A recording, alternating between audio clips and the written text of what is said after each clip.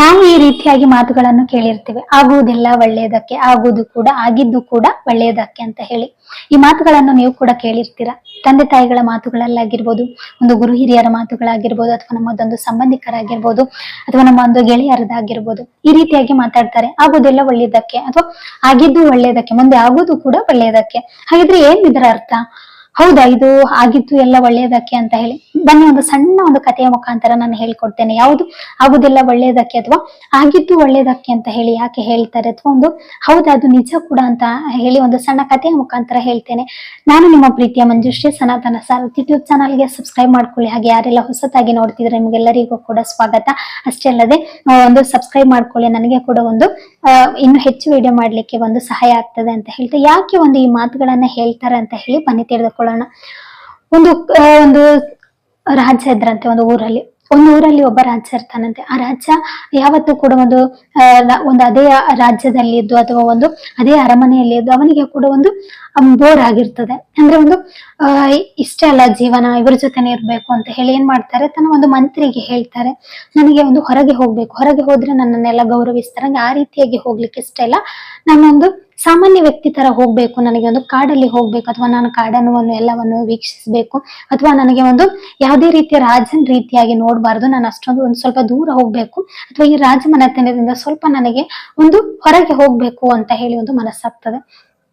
ಆಗ ಮಂತ್ರಿ ಒಪ್ಕೊಳ್ತಾನೆ. ಆಗ ಒಂದು ವೇಷ ಬದಲಾಯಿಸಿಕೊಂಡು ಹೋಗ್ತಾರೆ. ಯಾಕಂದ್ರೆ ಈಗ ರಾಜನಿಗೆ ಎಲ್ಲರೂ ಕೂಡ ನೋಡಿರ್ತಾರೆ, ಹಾಗೆ ಗುರ್ತ ಹಿಡಿತಾರ ಅಂತ ಹೇಳಿ ಇವ್ರು ಏನ್ ಮಾಡ್ತಾರೆ, ಒಂದು ವೇಷವನ್ನು ಬದಲಾಯಿಸಿ ಮಂತ್ರಿ ಮತ್ತೆ ರಾಜ ಒಂದು ದೊಡ್ಡ ಕಾಡಿನಲ್ಲಿ ನಡೆದುಕೊಂಡು ಹೋಗ್ತಾ ಇರುವಾಗ ಒಂದು ಕಾಡಿನಲ್ಲಿ ತುಂಬಾ ಪ್ರಾಣಿಗಳು ಪಕ್ಷಿಗಳು ಅಷ್ಟೇ ಅಲ್ಲದೆ ಒಂದು ಗಿಡ ಮರ ಹೂ ಬಳ್ಳಿಗಳು ಎಲ್ಲ ಇರ್ತದೆ. ಹಾಗೆ ರಾಜನಿಗೆ ತುಂಬಾ ದಿವಸ ಒಂದು ಅರಮನೆಯಲ್ಲಿ ಇದ್ದು ಒಂದು ಕಾಡಿನಲ್ಲಿ ನಡೆಯುವಾಗ ಸ್ವಲ್ಪ ಕಷ್ಟ ಆಗ್ತದೆ. ಯಾಕೆ ಅಂತ ಹೇಳಿದ್ರೆ ಅಲ್ಲಿ ಕೈ ಕೆಳಗೆ ಎಲ್ಲರೂ ಕೂಡ ಒಂದು ಕೆಲಸ ಮಾಡ್ತಾ ಇರ್ತಾರೆ, ಇಲ್ಲಿ ತಾನೇ ನಡೆದುಕೊಂಡು ಹೋಗ್ಬೇಕಲ್ಲ. ಹಾಗಾಗಿ ನಡೆದುಕೊಂಡು ಹೋಗುವಾಗ ಅವನ ಒಂದು ಕಾಲಿಗೆ ಪೆಟ್ಟಾಗ್ತದೆ, ಪೆಟ್ಟಾಗಿ ಒಂದು ರಕ್ತ ಬರ್ತಾ ಇರ್ತದೆ. ಆಗ ಮಂತ್ರಿಗೆ ಹೇಳ್ತಾನೆ, ಇಲ್ಲಿ ಹಚ್ಲಿಕ್ಕೆ ಕೂಡ ನಮ್ಮ ಹತ್ರ ಏನಿಲ್ಲ ಅಂತ ಹೇಳಿ ಹೇಳುವಾಗ ಮಂತ್ರಿ ಹೇಳ್ತಾನೆ, ಆಗಿದೆಲ್ಲ ಒಳ್ಳೇದಕ್ಕೆ ಮಹಾರಾಜರೇ, ಬನ್ನಿ ಅಂತ ಹೇಳಿ ಹೇಳ್ತಾನೆ. ಆಗ ಒಂದು ಮಹಾರಾಜರಿಗೆ, ನನಗೆ ಪೆಟ್ಟಾಗಿದೆ, ಇವನು ಬೇರೆ ಒಂದು ಒಳ್ಳೆ ರೀತಿಯ ಒಂದು ದಾರಿ ತೋರಿಸದೆ ಹೊರತು ಇವನು ಈ ರೀತಿಯಾಗಿ ಹೇಳ್ತಿದ್ದಾನ ಅಂತ ಹೇಳಿ ಒಂದು ಸಿಟ್ಟು ಬರ್ತದೆ, ಅಥವಾ ಅವನಿಗೆ ಬೈತಾನೆ.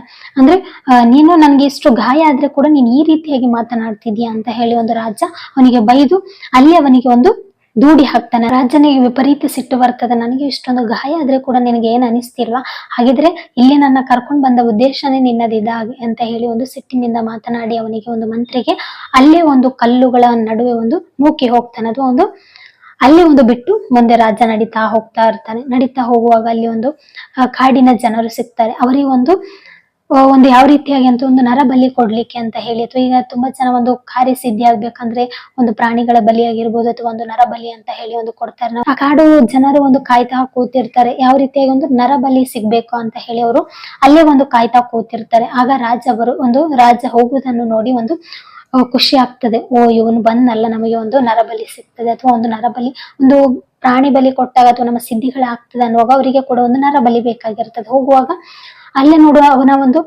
ಮತ್ತೆ ಅವರದ್ದು ಯಾವ ರೀತಿಯಾಗಿ ಕಾಡು ಜನರಂದ್ರೆ ನರಬಲಿಗೆ ಯಾವುದೇ ರೀತಿ ಪೆಟ್ಟಾಗಿರ್ಬೋದು. ಈಗ ನಮ್ಮ ಪ್ರಾಣಿ ಬಲಿ ಕೊಡುವಾಗ ಕೂಡ ಅಷ್ಟೇ, ಅದಕ್ಕೆ ಯಾವುದೇ ರೀತಿಯ ಗಾಯಗಳಾಗಿರ್ಬೋದು ಅಥವಾ ಅನಾರೋಗ್ಯದಿಂದ ಇದ್ರೆ ಅದು ಸಿದ್ಧಿ ಆಗುದಿಲ್ಲ ಅಂತ ಹೇಳಿ ನಾವು ಕೇಳಿರ್ತೀವಿ, ಅದು ಗೊತ್ತು ಕೂಡ.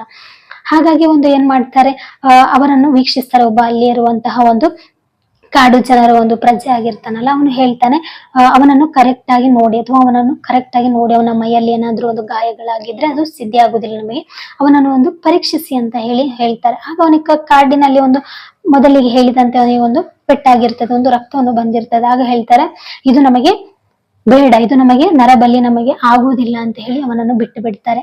ಆಗ ರಾಜನಿಗೆ ತುಂಬಾ ಖುಷಿ ಆಗ್ತದೆ, ಅಷ್ಟಲ್ಲದೆ ಜೀವನ ಉಳಿತು ಅಂತ ಹೇಳಿ ಹೇಳ್ತಾರೆ.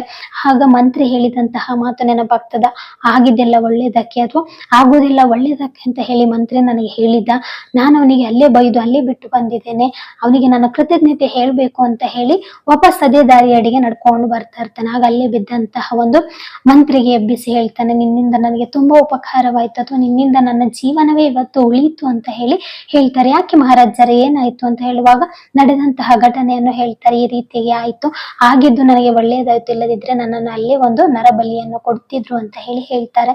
ಮಂತ್ರಿ ಹೇಳ್ತಾರೆ, ಇಲ್ಲ ಮಹಾರಾಜರೇ, ನೀವು ಮಾಡಿದ್ದು ಕೂಡ ಒಳ್ಳೆಯದೇ. ಯಾಕಂತ ಹೇಳಿದ್ರೆ ನೀವು ನಿಮ್ಮಿಂದ ಕೂಡ ನನಗೆ ಒಳ್ಳೆಯದೇ ಆಗಿದೆ, ನೀವು ಇಲ್ಲಿ ನನ್ನನ್ನು ದೂಡಿ ಹಾಕಿದ್ದು ಕೂಡ ಒಂದು ಒಳ್ಳೆಯದೇ ಆಗಿದೆ ಅಂತ ಹೇಳಿ ಮಹಾರಾಜರ ಒಂದು ಆ ಮಂತ್ರಿಯನ್ನು ಮಹಾರಾಜರಿಗೆ ಹೇಳ್ತಾರೆ. ಆಗ ಒಂದು ರಾಜನಿಗೆ ಆಗ್ತದೆ, ನಾನೇನು ಒಳ್ಳೆ ಮಾಡಿದ್ದೇನೆ, ನಿನಗೆ ಒಂದು ಗಾಯ ಆಯ್ತಲ್ಲ ನನ್ನಿಂದ, ಅಥವಾ ನನ್ನನ್ನು ಕ್ಷಮಿಸು ಅಂತ ಹೇಳ್ತಾರೆ. ಆಗ ಇಲ್ಲ, ನೀವು ಕೂಡ ನನಗೆ ಒಳ್ಳೆಯದನ್ನೇ ಮಾಡಿದೀರಾ ಅಂತ ಹೇಳಿ ಹೇಳ್ತಾರೆ. ಯಾಕೆ ಅಂತ ಹೇಳಿ ಕೇಳುವಾಗ, ಇಲ್ಲ ಮಹಾರಾಜರೇ, ನೀವು ಕೂಡ ನನ್ನನ್ನು ಇಲ್ಲೇ ಬಿಟ್ಟು ಹೋಗಿದ್ದು ಕೂಡ ಒಳ್ಳೇದಾಗಿರ್ತದೆ. ಯಾಕಂದ್ರೆ ನಾನ್ ನಿಮ್ ಜೊತೆ ಬಂದಿದ್ರೆ ನನ್ನನ್ನು ಒಂದು ನರಬಲಿಯಾಗಿ ನನ್ನನ್ನು ಒಂದು ತೆಗೆದುಕೊಳ್ತಿದ್ರು, ಅಥವಾ ನನ್ನನ್ನು ಇಲ್ಲೇ ನೀವು ಬಿಟ್ಟು ಹೋಗಿದ್ದಕ್ಕೆ ನಾನು ಕೂಡ ಒಂದು ಸೇಫ್ ಆಗಿ ಉಳಿದಿದ್ದೇನೆ, ಅಥವಾ ನಾನು ಕೂಡ ಒಂದು ಇಲ್ಲೇ ಇದ್ದೀನಿ ಅಂತ ಹೇಳಿ ಒಂದು ಹೇಳ್ತಾರೆ. ಆಗ ಅವರಿಬ್ಬರಿಗೂ ಕೂಡ ಒಂದು ಅರಿವಾಗ್ತದೆ ಯಾವ ರೀತಿಯಾಗಿ ಅಂತ ಹೇಳಿದ್ರೆ, ನಮ್ಮ ಜೀವನದಲ್ಲಿ ಏನಾಗ್ತದೆ ಅದೆಲ್ಲದೂ ಕೂಡ ಒಳ್ಳೆಯದಕ್ಕೆ, ಅಥವಾ ಒಂದು ಆಗುವುದಿಲ್ಲ ಒಳ್ಳೆಯದಕ್ಕೆ ಅಂತ ಹೇಳಿ.